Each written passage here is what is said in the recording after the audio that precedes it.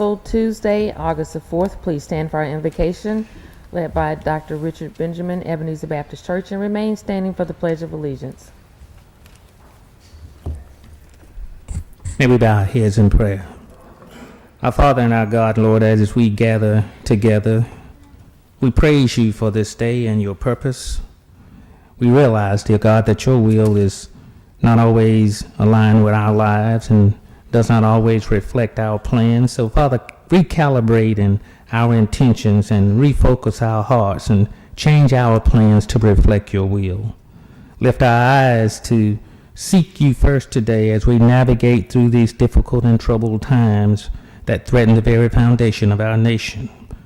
Give us renewed strength and godly courage to obey you without questioning. Bless this meeting today and all those present.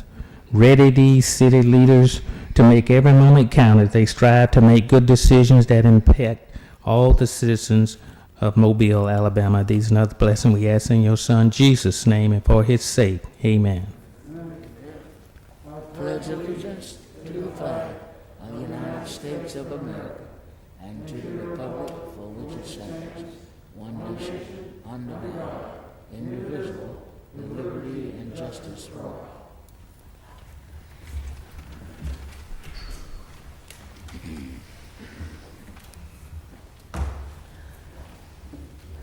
Roll call, President Manzi, Here. Vice President Small, Here. Councilmember Richardson, Here. Councilmember Williams, Here. Councilmember Daves, Councilmember Rich, Here. Councilmember Gregory. Here. Statement of rules. Good morning. Good morning. We first would ask that you turn off or silence all of your electronic devices before or upon entering the meeting.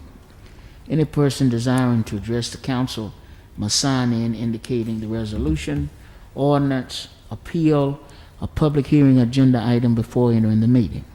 When addressing the council, the speaker must state clearly for the record both his or her name and address.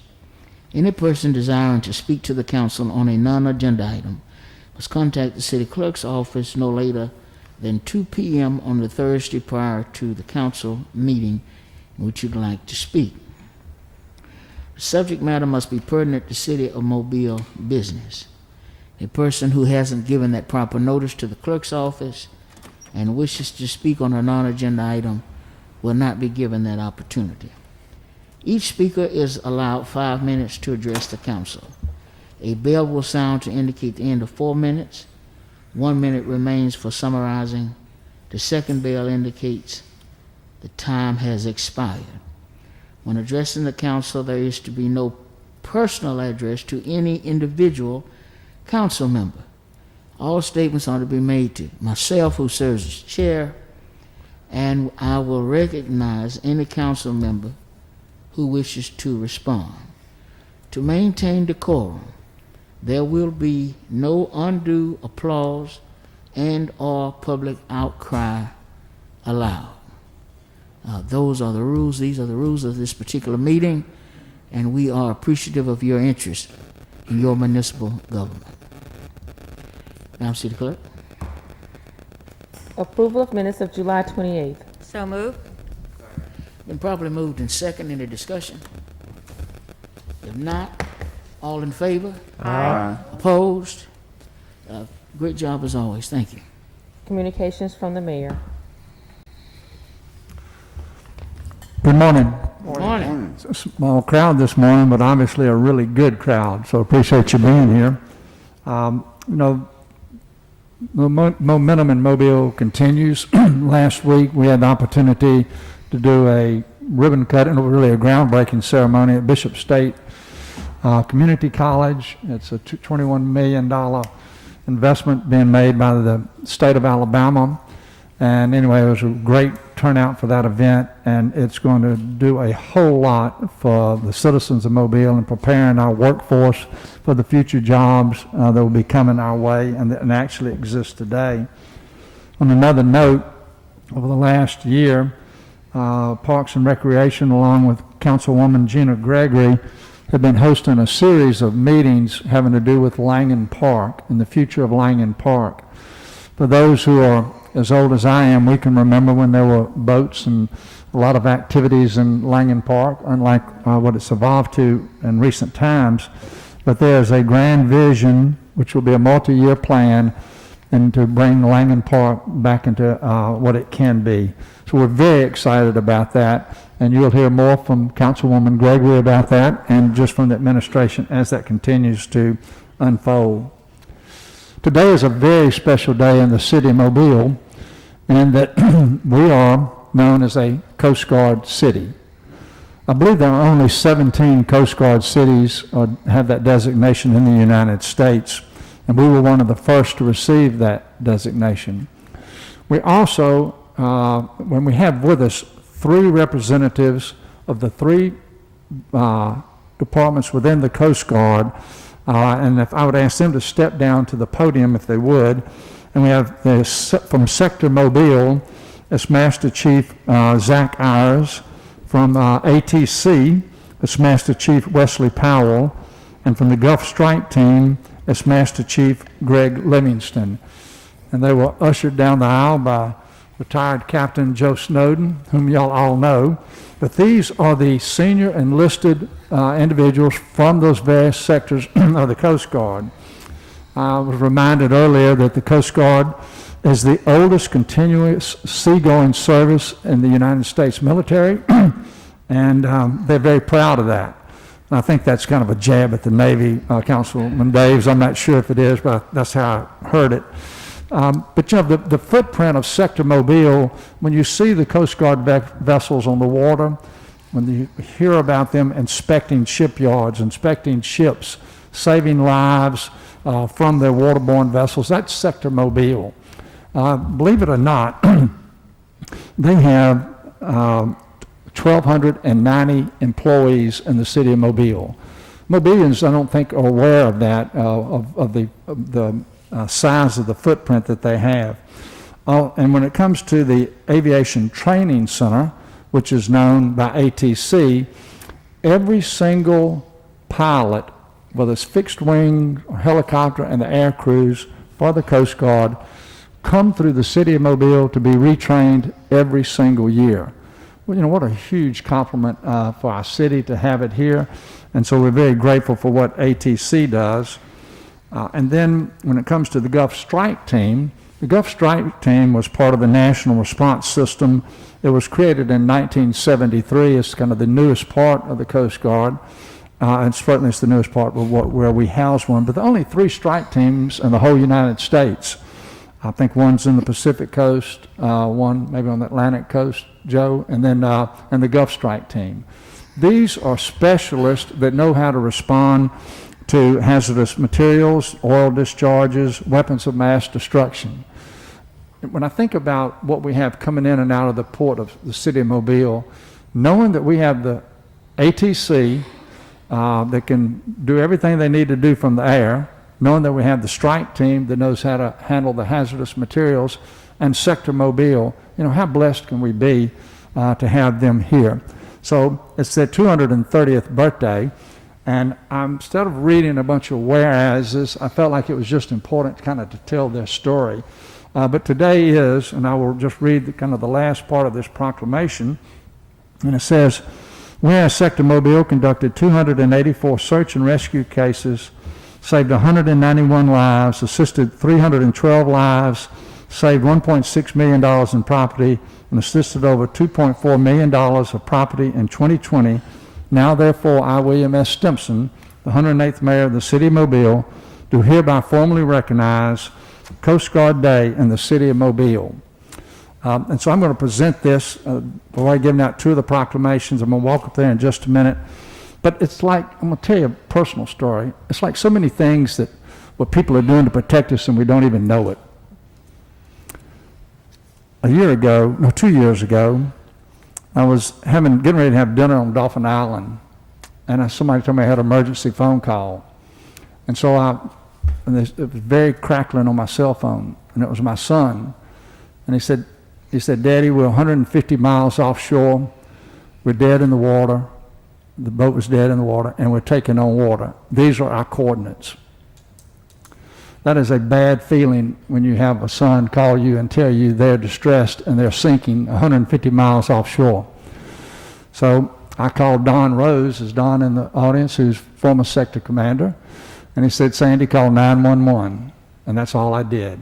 And they did everything else, and there's a happy ending to that story, but I was amazed at what they did and the professionalism of what they did, and my son was also, and those who were on the boat. So not only from a personal gratitude that I have for you, but also as the mayor of this city, again, I tell you, happy birthday, and thank you so much for what you do, and God bless you.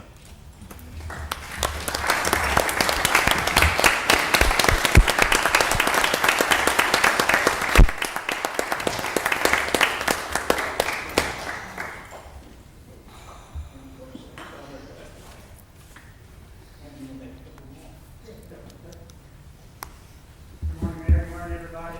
On behalf of Sector Mobile, ATC Mobile, and Gold Strike Team, we are extremely excited and honored to be recognized today on the Coast Guard's 230th birthday.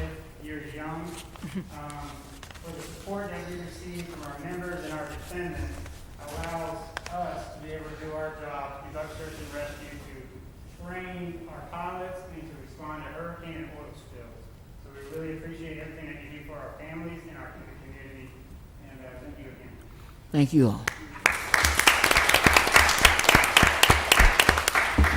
Mr. President, Mr. Davis? I would just like to join the mayor in congratulating the Coast Guard on its anniversary and thank these gentlemen for being with us today. The Coast Guard has been, since its inception, the first line of defense for the homeland. And I appreciate the things you and your colleagues do for us every single day to make us all safe. And the only thing I'd like to add to that is go Navy. Thank you. Mr. President, Mr. Williams? I don't know, the mayor did a fine job of describing who they were, but these gentlemen are at the absolute top of the, not just here in town, but of the Coast Guard nationwide. They have achieved the very highest enlisted rank, and for that I congratulate you. It is probably not too late to get into the Army. I'm sorry y'all couldn't get in that when you first tried, but try and try again. Happy birthday to y'all.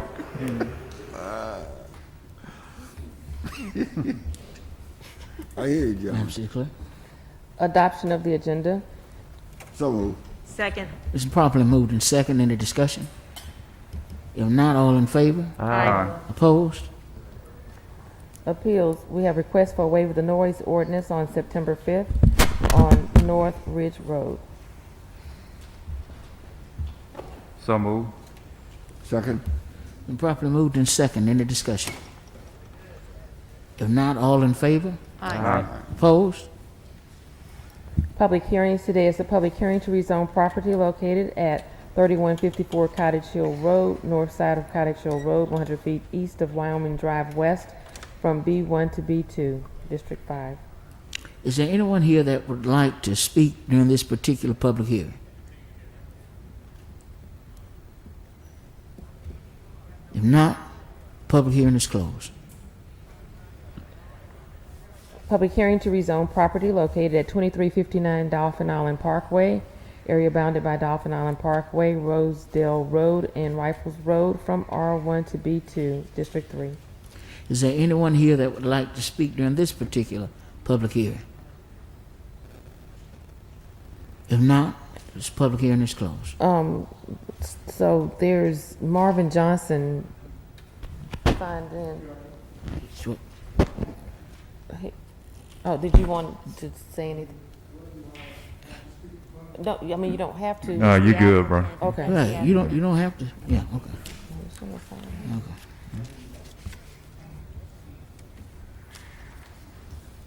Presentation of petitions and other communications. Oh, did you close the hearing? Ma'am? Did you close the hearing? Absent anybody wanting to speak or offer any commentary, that public hearing is closed. Thank you. Presentation of petitions and other communications to the council. Sabrina Mass. I don't don't see her today. Okay, James Williams.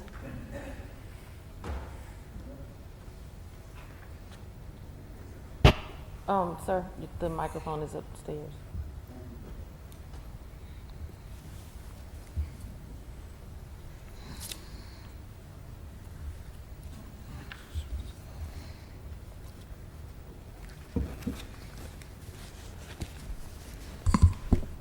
I'd like to say good morning to the council and everyone in attendance this morning. Good morning.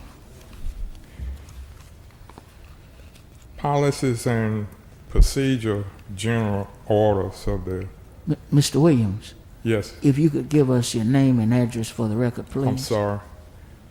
James Williams, And your mask. Where is your mask, Mr. I Williams? have it here. I need to keep it on? Yes, sir. All right.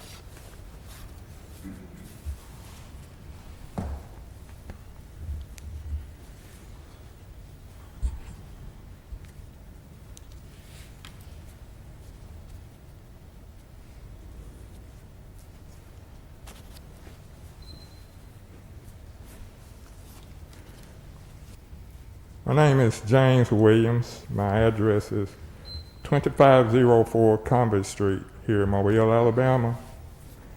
Policies and Procedures General Orders. I reviewed section 1.31, Use of Force Policy for the Mobile Police Department. The mission of the Mobile Police Department is to be the safest city in America with respect for everyone. Functional guidelines require established procedures within the Mobile Police Department organization. Employees shall comply with the general orders. Employees shall read and have a comprehensive understanding of each applicable order. Order number 1.3.1, use of force. Only the amount of force necessary to effect an arrest may be used. Prohibited use of deadly force. Deadly force shall not be used in any misdemeanor, civil infraction, or fleeing felon unless the criterion merits it. If a person is handcuffed, not resisting verbally or physically, and is being assaulted by an officer, that officer is acting outside the authority of his or her job and is in violation of department policies, committing a crime of assault and violation of possible United States and Alabama constitutional laws.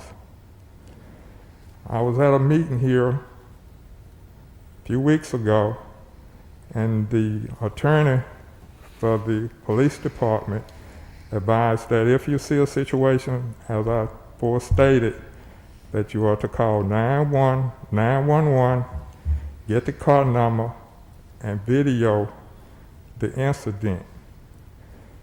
If I see someone's child on the ground, not resisting, I'll video and watch them as they suffer. But as for me and my family, Alabama Criminal Code Title 13, 13A-3-23, use of force in defense of a person. A person is justified in using physical force upon another person in order to defend himself or a third person from what he reasonably believes to be the use of an imminent or unlawful physical force by other persons, and may use a degree of force which is reasonably what he reasonably believes to be necessary for the purpose.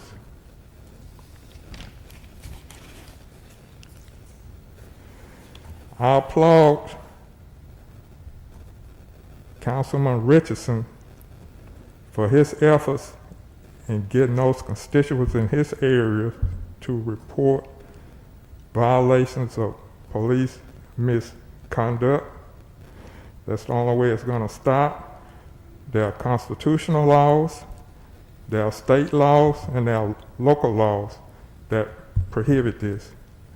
But I notice each meeting I come down here, I only see black people that are here complaining about the problem. That situation must change, and if it has to be done through the electoral process, Mr. Williams. also we need to educate. Mr. Williams, Yes, sir. that's your time, sir. Oh, okay, I'm sorry. Thank you. Reggie Hill.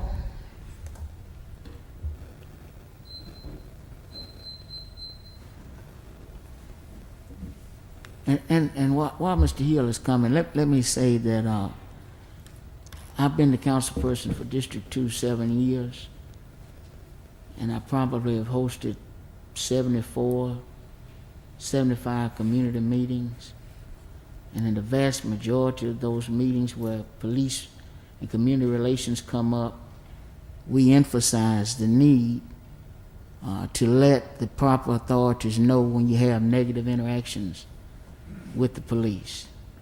Mr. Williams is exactly right. Councilman Richardson is on the money.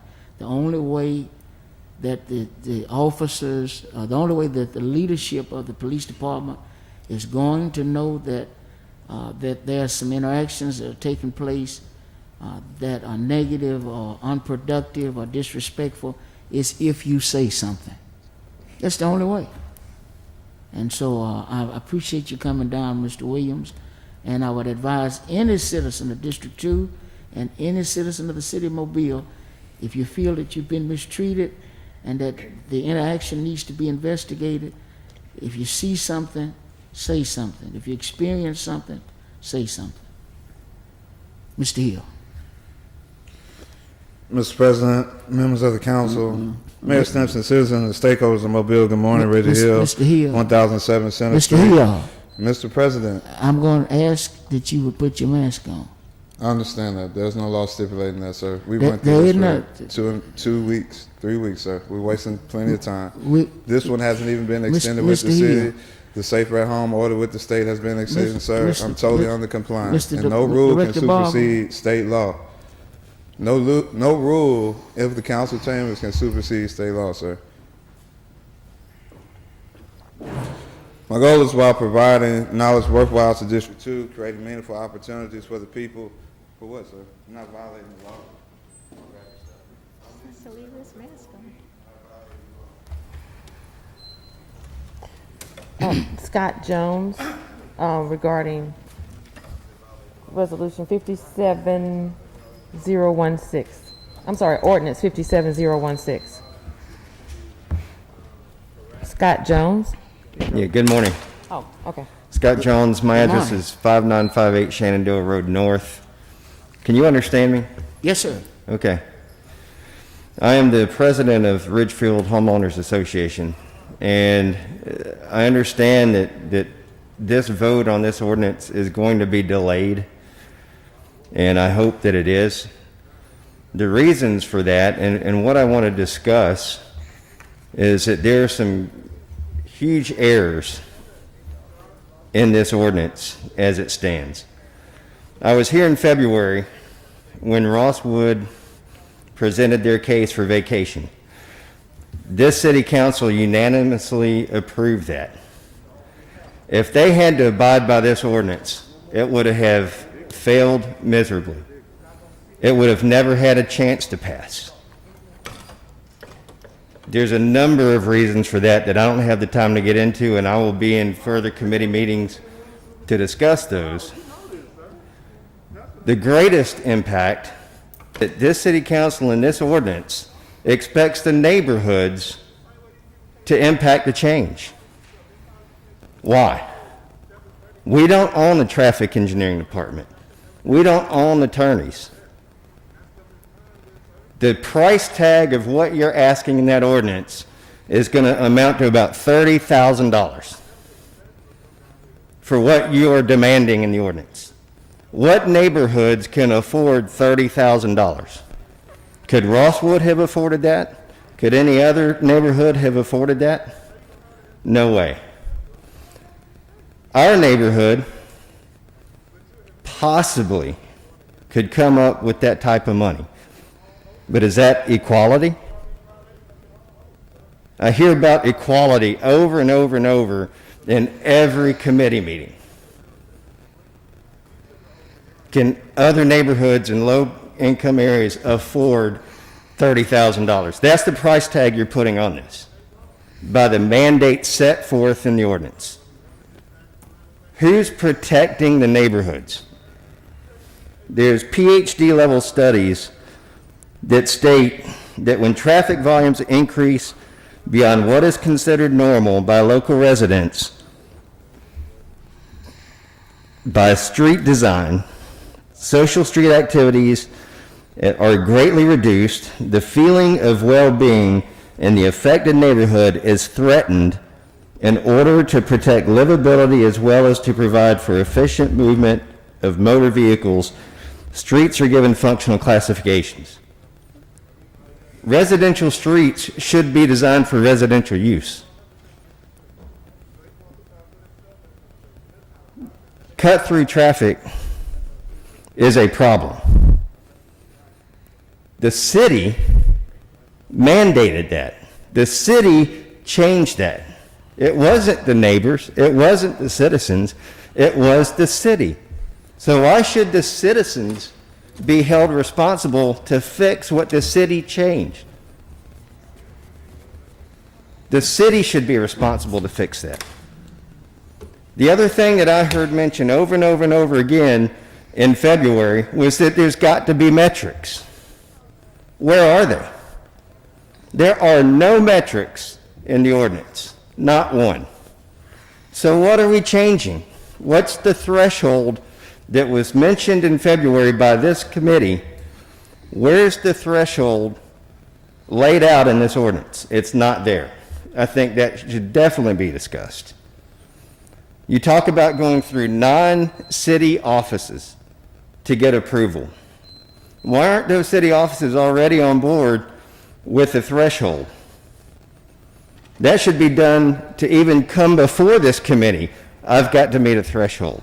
And then if I meet that threshold, it takes away the red tape of going through 9 offices. So I urge this committee, open this up for discussion. Take care of the citizens of this city.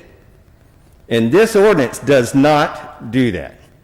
This ordinance stops growth in neighborhoods and growth in this city. Because if this city does not pay attention to the citizens and the neighborhoods, this city will continue to die.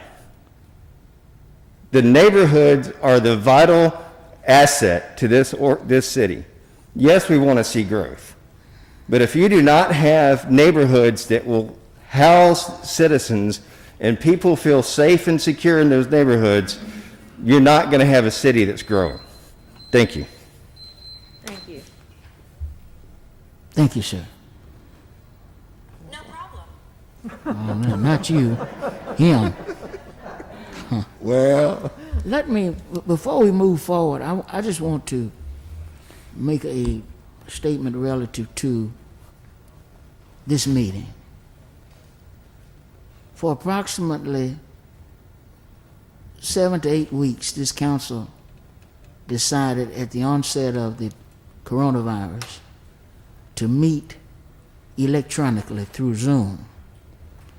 And as a result of that, much of the interaction that we were accustomed to with the public was cut off. Much of the ability for citizens to come down, like Mr. Williams, and express their sentiments and articulate their opinions relative to how we move forward with the business of this city was stymied. In an effort to return to some semblance of normalcy we decided, even in the face of increasing numbers of a curve that had not flattened, we decided to come back. But come back under some conditions, some common sense, CDC dictated conditions, that we would be socially distant. I'm not nearly as close to Joel as I used to be. I'm not nearly physically. No. What I mean is, he used to be right here. I'm not nearly as close to John as I once was, as far as distance is concerned. And I don't know if you're as handsome as I think I am, look just like my dad. I'm covering 60% of my face up with a mask. It is not comfortable. It's not what I would want to do. It's not the way I want to communicate. But it's the conditions that we find ourselves in. Because there are persons in here who have underlying health issues. There are persons who have family members back at home, like myself, with underlying health issues. And I respect you enough to want to protect you. And I love myself enough to want to protect myself.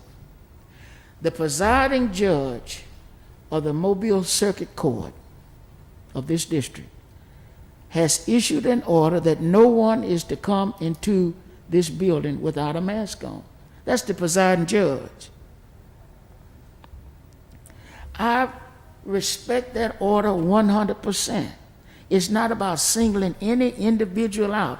I'm not asking anyone that enters into this chamber of recycled air to do anything that I'm not willing to do, that the mayor of this city is not willing to do.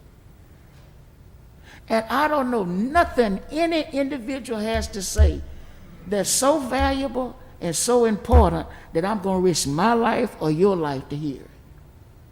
Before we do that, we will go back to Zoom. Nothing on this agenda and nothing you want to offer is worth the circumstances and the situations that we see on CNN and CBS and Fox and everywhere else of persons who are literally fighting for their lives. And what I don't appreciate is persons who will use this issue to try to advance their own personal agenda. It's not about you. It's about all of us and us being able to conduct the business of the citizens of the city of Mobile. And so when Mr. Williams stood and didn't have the mask on, I politely as I could asked him to put it on. He put it on and continued his presentation. Anyone is welcome to come here, but we want you to respect yourself and protect us at the same time.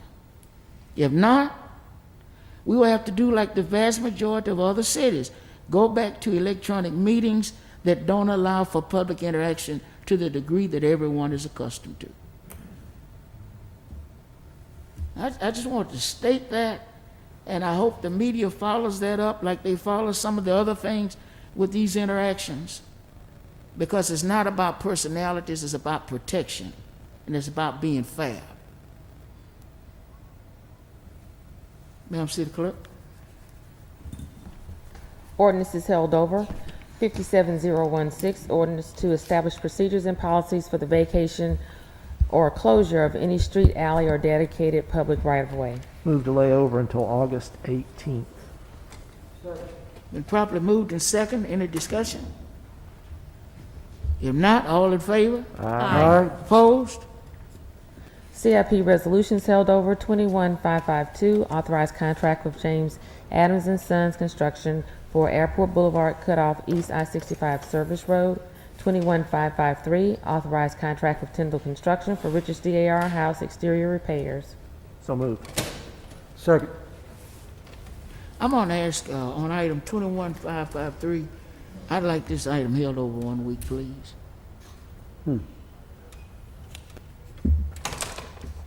Okay, we'll take those separate then. It's Thank you. 21552. So we have a motion and a second. Yeah, we're gonna take them each independently. So we have a motion now, is that just for one? Right. Because I'd like to find out about the holdover. I don't know the procedure. Should we So just do the first one first now? Yeah, Right. Okay, all right, so, still discussion. So It's This is on the been first properly one. moved and second. Any discussion on 21-552? Any discussion? No. If not, all in favor? Aye. Opposed? 21553, authorized contract with Tyndall Construction for Richards DAR House exterior repairs. Motion level for 1 week. yep. Been properly moved and second. Any No discussion? second. Who's second? Is there a second? Second. Any discussion? Yeah, I'm just curious. We didn't, we've already held it up for a week. Was there a reason for it? I have some more questions, Mr. Williams. I'm just asking for a week's delay. I mean, really, I think that if we're gonna hold it over 2 weeks, we probably ought to say what the reasons are. If there's is it a contractor issue? Is it a, It's not a contract issue, it's a contract issue. And I'm gonna get with the staff and get my answers, and then it'll be back on the agenda. the reason we hold things over for 1 week is so that we can do this, and did administration know about this before? Before right now? The administration, they did not know, Mr. Williams, because the questions that I have are pretty well new questions. But it's not controversial questions, and it's not going to prevent it from moving forward. Okay, I just don't want to get in like I said, I'm the advocate, and the reason for my questioning, so everybody's clear, is that I'm the guy that everybody looks at when we're going to hold something up or not, and the rules, thanks to Ms. Gregory, well, she was the president, started this as a general rule, and I don't want it forever to be that we continually delay something without the administration knowing about it. It's just simply not fair to the staff that works on these. And I've defended this rule for a long time. I just want to make sure that the rule's not, it's not overused. Thank you. Mr. President, Mr. Richards, the noise ordinance was laid over for 6 weeks. Every time I kept laying it over. It's a council member prerogative to ask to lay something over. No, it's not. It is. It's not really. It is the vote of the council that's Mr. President, who did you recognize? Mr. Richardson. And I think all others need to be quiet. Yeah, okay. Okay. It is the council member's right to ask to lay something over 10 times if that's what they want to do. Now the council can vote against that, but to come back and query a council member, what's your motive? Why you want to do that? Tell me all you know about that. I think that's over and beyond what we ought to be doing. And it happened to me last week. Well, it was on the agenda to tear a house down. I went by there, wasn't nothing much wrong with the house. And I went on to say, I want this to be laid over for 90 days because I'm going to try to find out whoever owned this property, see if they can fix the house up. It's a good house.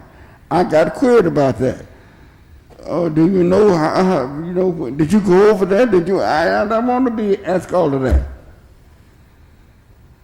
And it just so happened that the person who had an interest in the house, who was part owner to the house, lived in Atlanta and traveled here to ask us to give them some time. They already had a contract. I had no knowledge of none of that. They already had a contract in place that was going to go and repair the house. But I knew that house should not have been torn down, but I would have needed some time to locate the owners. And if they didn't know what was going on, I was going to apprise them what was going on to see if they could fix the house up. No need of knocking down a good house.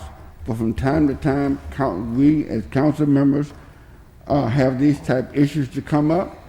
And if we ask to lay it over, I don't see why we have to be queried about any of that. If I could comment? Ms. Rich? Thank you. I appreciate the layover for the 1 week. I think it's one of the best things we've done this cycle in order to give people enough time to get questions answered. But sometimes, even that extra week doesn't always get all your questions answered. This is a CIP project. Right. In the district, and the council person who represents that district said they had questions. I think it's, it's not something we do a lot, but I would like to support that council person who has a problem with the contract or whatever. It wasn't real clear. If you want to articulate more exactly why you're laying it over, perhaps that will make council people feel better about the layover. And we don't do this often after the second read. We pretty much have our answers. I appreciate the administration giving us answers when we have that extra week, but sometimes that week doesn't always cut it. So I'm good with supporting the person whose CIP money is going towards this project and still has questions. Well, I appreciate that. I can assure my colleagues on this council and the citizens of the city of Mobile that the questions that I have are not intention to derail the project. It's intention for me to make certain I have all the information. I have some new questions. I want some new answers. And I'm going to get with the pertinent members of Mayor Stimson's staff to get the answers. And it'll appear back on the agenda next week. And, Mr. President, Mr. Williams? I just want to make sure everything's clear. It doesn't come out of District 2's CIP. It said It's citywide. It's a citywide project. It's a citywide. We, if y'all recall, there's a whole other category. That means that it's equally owned by all 7 districts. it doesn't say that. And to ask a question on the reason for a delay, especially when it's a surprise to everyone, if I'd have known about this before this meeting, and if the administration would have known, I wouldn't have asked the question. I am not picking on anybody. I'm not breaking any rules. I'm simply asking a question. And it is citywide. That's District 4, 1/7 of the funding. So I think that the people ought to know why their funds are being delayed on a citywide project. That's all. Mr. President, Why is it under a CIP resolution then?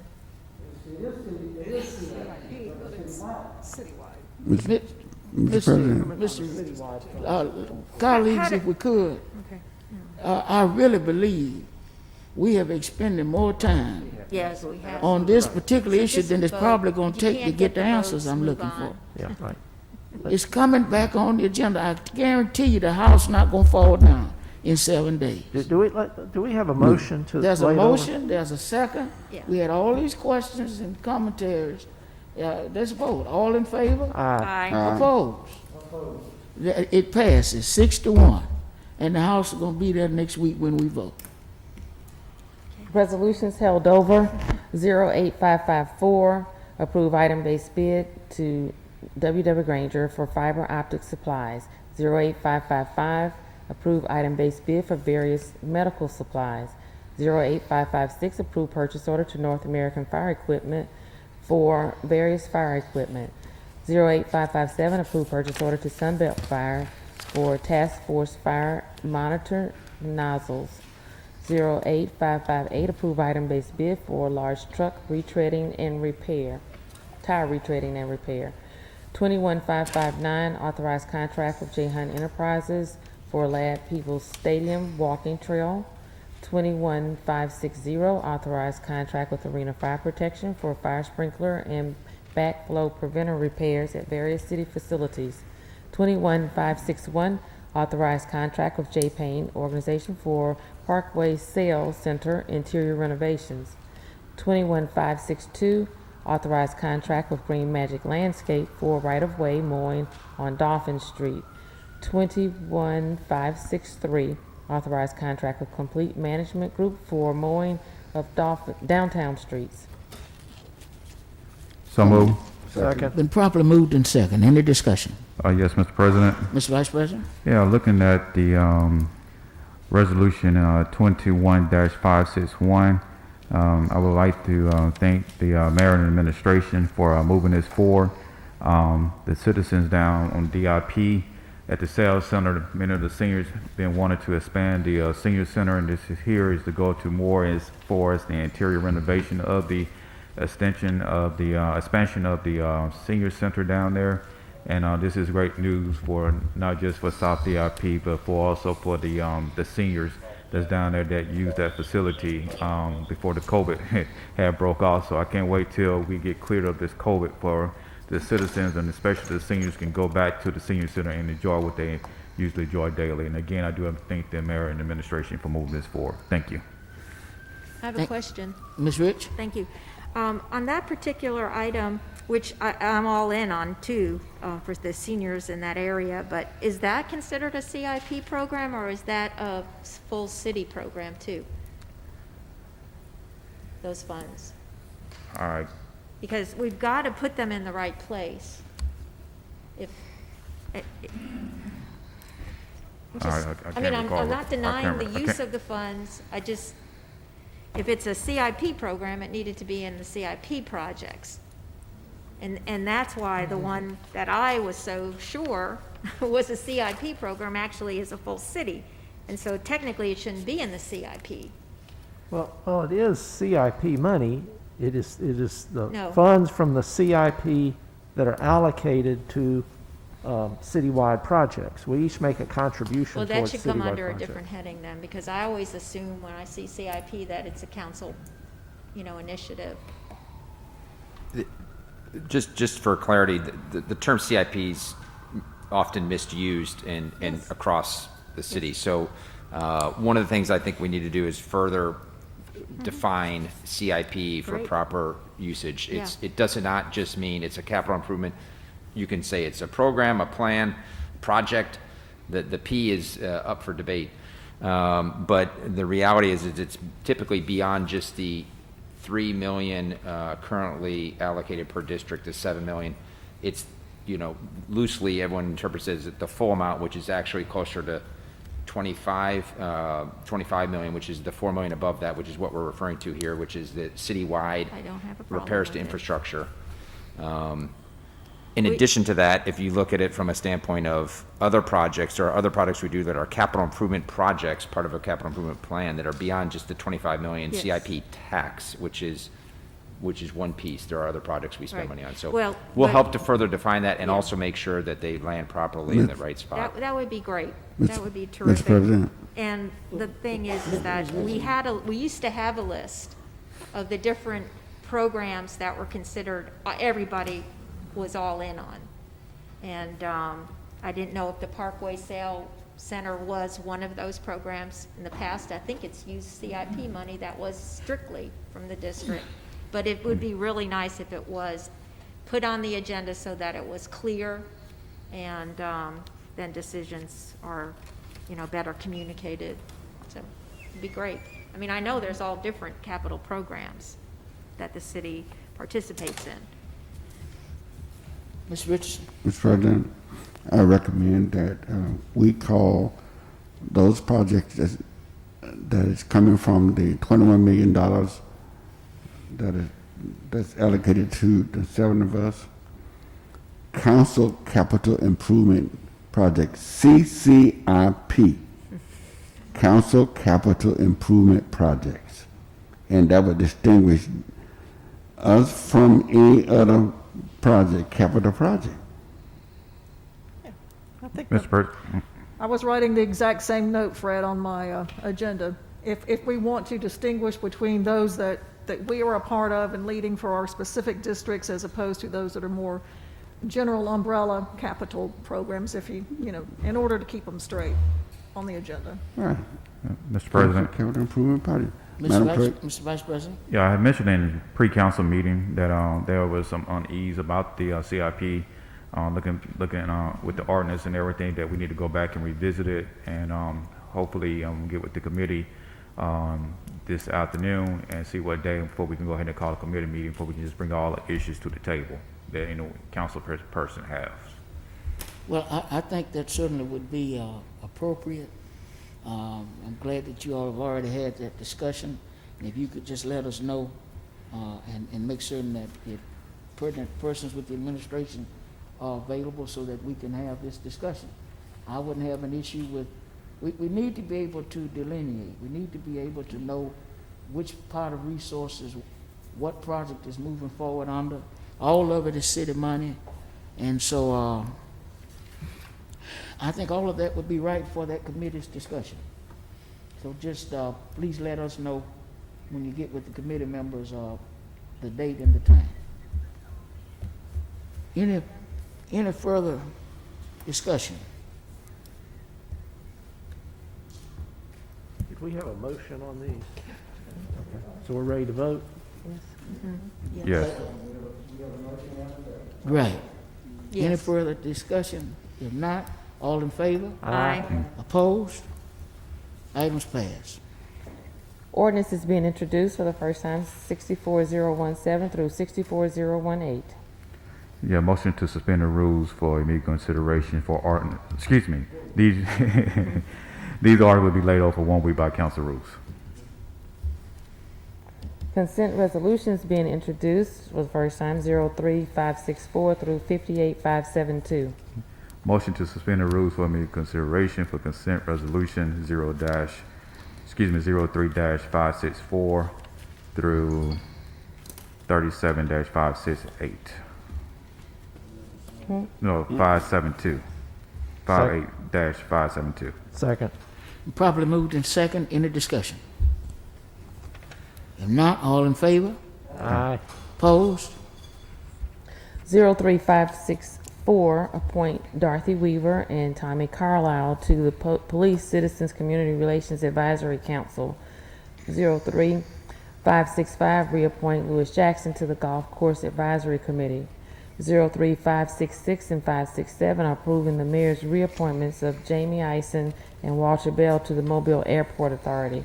37568, recommend approval to the ABC Board for issuance of a restaurant retail liquor license for Seafood Mobile 168 on Airport Boulevard. 58572, authorize removal of weeds, group 1605. So moved. Been properly moved in second. Any discussion? Yes, sir, Mr. President. Ms. Richardson? On 03564, we had a discussion on that one this morning at pre-council. And it was recommended at that time that this one be sent to, well, not we vote on these, but that you assign the Police Citizens Community Relations Advisory Council ordinance to the Public Safety Committee, because there's been some recommendations to change that, and they can be taken up. That we just take up the whole ordinance, and then the amended section will be brought forth at that time. Well, I've worked with our attorney to draft a new ordinance, and I've disseminated it to members of this council, and that was certainly my intention. I didn't see it included on this particular agenda, but we do need to, so the Public Safety Committee, I'm fine with it. Okay, because I would like for us meet next Tuesday at 1 o'clock. Let's go.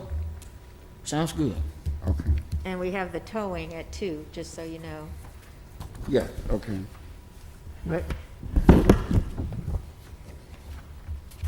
Okay.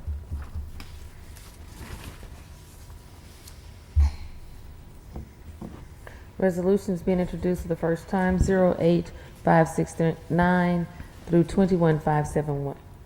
Did y'all vote? No, we didn't vote. Oh, I'm sorry. Okay. All in favor? Aye. Opposed? Resolutions being introduced for the first time, 08569 through 21571. By council rules, these resolutions will be laid over for 1 week. Announcements. Mr. Williams? Mr. Davis? Yes, sir. Just a second. I'm sorry, that meeting is next week. At 1, he said. 1. Next week, at, no, hold on for a minute. In 2 weeks, on 18th. August 18th at 3 o'clock, the Finance Committee will meet to review the ordinance that seeks to regulate food trucks. And then the following week, Tuesday 25th, the City Council will meet to be briefed on the budget. We will not take public comment at that time. That is just a meeting of the Finance Committee to review the budget with the Finance Director. And then the following Tuesday, September 1st, will be the public hearing on the budget at this meeting.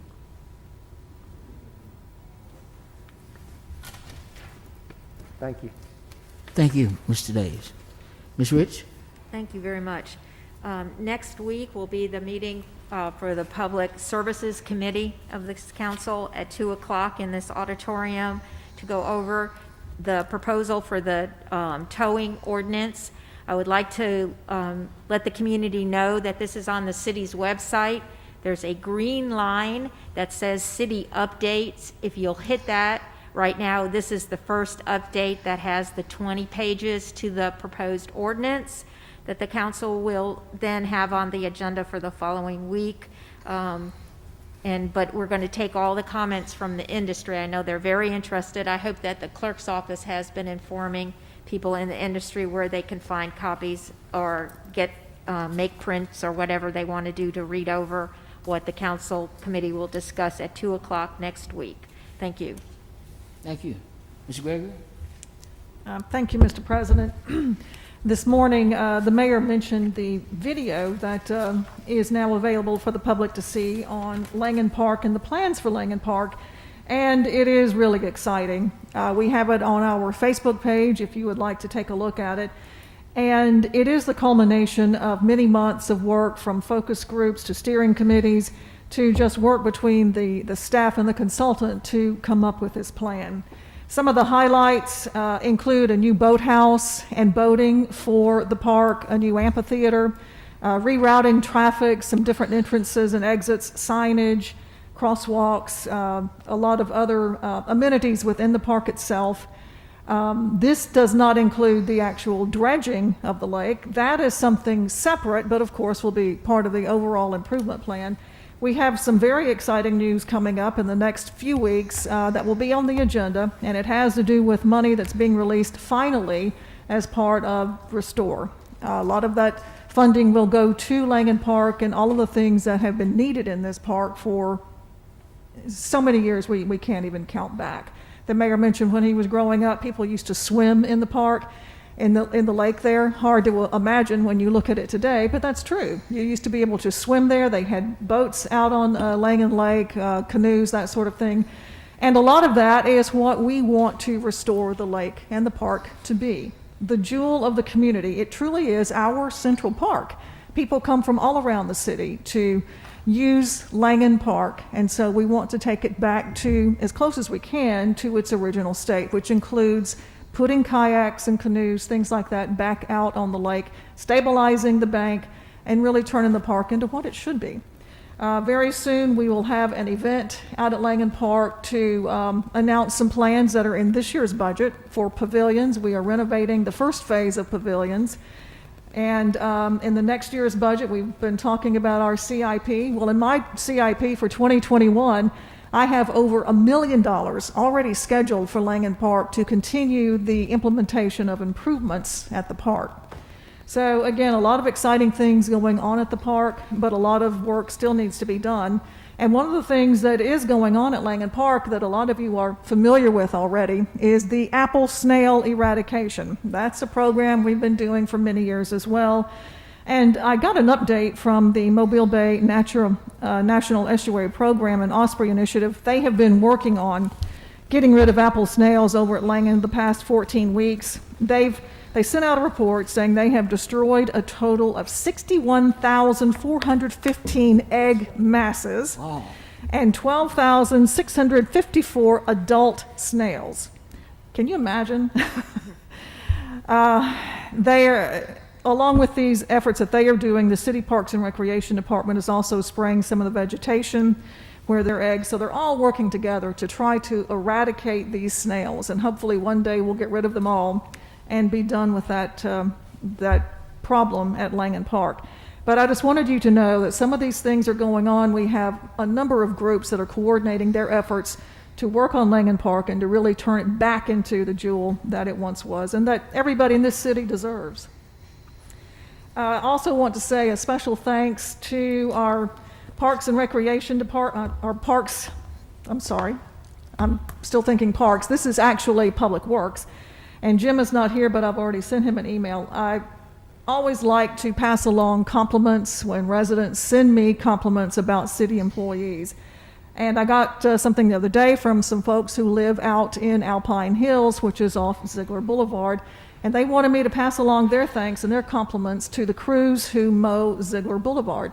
So I sent that to Jim, and I just wanted to make sure that I announced it here at the meeting that they are doing a tremendous job on keeping Ziegler cut as well as keeping the park cut. It looks so much better than it ever has. So just many thanks and compliments from residents on the job that our Public Works Department is doing on keeping up the grass cutting out there, because it's a big job, as we all know. And that's it from District 7. Thank you, Mr. President. Thank you, Ms. Gregory. Mr. Richardson? Thank you, Mr. President. I would like to again announce that this evening at 1 o'clock, the Public Service Committee will be in session. The topic of discussion will be a proposed street closure ordinance. So we're going to be discussing that right here in this room today at 1 o'clock. Public is invited to come and sign up and state what you want to say. Next week, the Public Safety Committee will be meeting here at 1 o'clock again. And the topic of discussion will be the Police Citizens Community Relations Advisory Council Ordinance. And those people that's interested in this ordinance, come and join us next week at 1 o'clock in this same building. I believe we have five members appointed so far, I believe. So we're moving along on with this committee. I had hoped that that I could start back with my community meetings. We've had the council based on COVID-19, but my hopes been dampened in that day before yesterday we had 532 registered cases for Mobile County, far more than we have ever had before. And it does not seem that it's getting better. It seems like it's maybe getting worse. So we're going to hold off on scheduling any community meeting until we get a grip on this virus and everybody can meet safely. So I just want the citizens out there to know that as soon as we can meet safely, we get the word from the health department said it's safe to meet, I will start back holding community meetings. Thank you, Mr. President. Yes, sir. Mr. Vice President? Thank you, Mr. President. I'd like to piggyback behind Councilman Richardson. Since I've been on the council, this is the longest I have ever went without having a district meeting in District 3.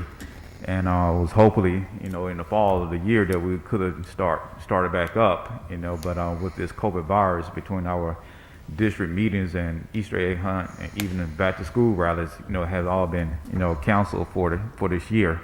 But hopefully that, this virus will get contained real soon, that we can get back and really start having our meetings. And speaking of meetings, I had an important meeting on last week with the Airport Authority, Mr. Chris Curry, the president, and some of the board members. I got a preview of the master plan, and some good news for some citizens of District 3. The two main concerns that was out there was the noise, and also pretty much the airport going to take in and acquiring additional land from the neighborhoods. So talking to them on last week, finding out that there will be a runway, it will be designed that all the noise is designed to travel along that runway, and also with the new planes and technology that the noise had condensed. So the planes that was made back in the 80s or 90s, with all the noise, is not the same planes that they are making on today. So that was great news that I had heard from the board on last week, and also not acquiring additional land outside of the current land that the Airport Authority currently own. I know there are some more citizens out there that have more additional questions, but again, as soon as this virus is contained, we're going to have a district meeting, and we will invite the Airport Authority to come to our meeting. And reminding all the citizens of District 3, again, if you have any city issues with overgrown grass, blighted properties, etc., flooding, please dial 311. If you cannot dial 311 from your cell phone, please dial 208-5311. And again, that is the proper way in notifying the city of your city issues that you have. Thank you, Mr. President. Thank you, Mr. Vice President. And I want to join in my colleagues in expressing my concern relative to community meetings for citizens in District 2 as well. As soon as we can safely gather together, we will. In the meantime, if you're in need of some assistance, please call the council office, 208-7441. You're welcome to call my cell, 509-4239. 311 is your first advocate relative to city issues. And we will do our absolute best to try to make certain that your concern is appropriately addressed. It's recently brought to my attention that a longtime city employee passed, Mr. J. Shine, Julius C. Shine, who was with Parks and Rec for 23 years. His daughter contacted me, Ryan Day, and asked that it be communicated that her father had passed. He spent 23 years in service of this city in Parks and Rec, and we want to remember the Shine family in our prayers. There are a lot of great projects that are nearing the completion stage in District 2. The lights at Kidd Park have been installed. The new bleachers are in. The new basketball court is in. The new court at Rickaby Park is in. The new park on the avenue is there with all the bells and whistles, but the rims are missing because of this dreaded coronavirus. So be safe. That's my final remarks. Let's just everybody be safe, be respectful, and let's continue to pray, and we'll make it on the other side of this. Do I hear a motion? Mr. President, if I could just make one more comment. Sure. Of a general nature. Occasionally, we get folks coming down here to speak to us and complain that we're not doing enough for the city of Mobile to make it more livable. I just want to remind everybody that in the last 6 years, because of the efforts of the city council and the mayor, we have spent $125 million through the CIP improving parks and roads and drainage and infrastructure all over the city. And you add in the grants that we've gotten from state and federal authorities, you'd be approaching $200 million in infrastructure improvements over the last 6 or 7 years. That is multiples, many, many multiples of what's been spent in infrastructure in this city at any comparable period in the past. At any comparable period in the past. So So I think I just think it's important not to lose sight of that there is more going on in this city today to improve the quality of life for the people who live here than in any comparable period in the past. Thank you, Mr. President. Thank you, Mr. Days, and we've been able to do that even when we've had to drag people kicking and screaming. They came along for the ride. Do I hear a motion? Properly moved to second. Any discussion? All in favor of adjourning? Opposed? Meeting